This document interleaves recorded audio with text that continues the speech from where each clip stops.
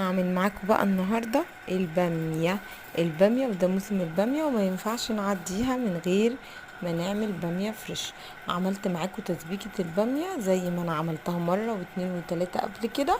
جبت اللحمة اديتها صدمة في مادة دهنية، حتة سمنة وحتة دهنة، وبعدين بعد ما اديتها الصدمة شوحتها معانا كده شوية، وبعد التشويحة رحت جاية عاملة ايه، حطيت البصلاية مبشورة بطماطماية، بصلايه مبشوره بطماطم، قعدت اشوح فيهم لحد ما اتشوحوا كويس جدا.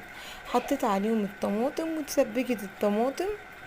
بعد ما تسبكت الطماطم بتاعتنا واستوت اللحمه كده 3/4 سوا، رحت جايه حطيت الباميه الحلوه بتاعتنا الخضره الجميله، صغيره وجميله بقى. وهو ده موسم ايه، الباميه.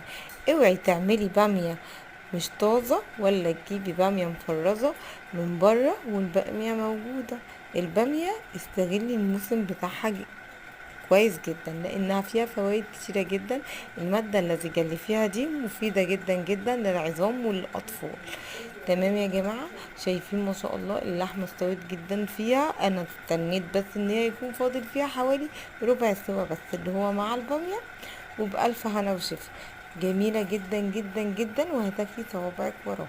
انا عاملاها معاكم قبل كده في القناة بتاعتي بكل مقاديرها، من اول خطوة لاخر خطوة.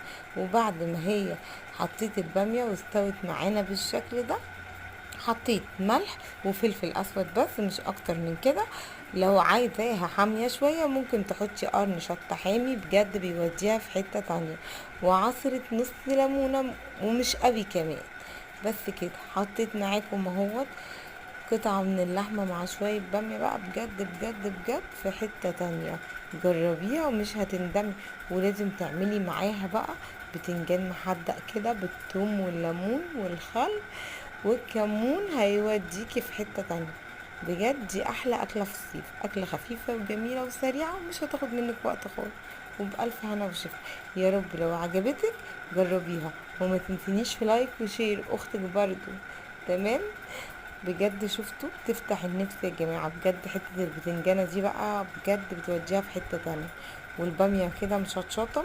انا عملتها معاكم على السريع كده، ما عملتش الطريقة من الاول لاني عاملاها قبل كده كذا مرة، وهعملها تاني وتالت معاكم برضه. بألف هنا وشفا.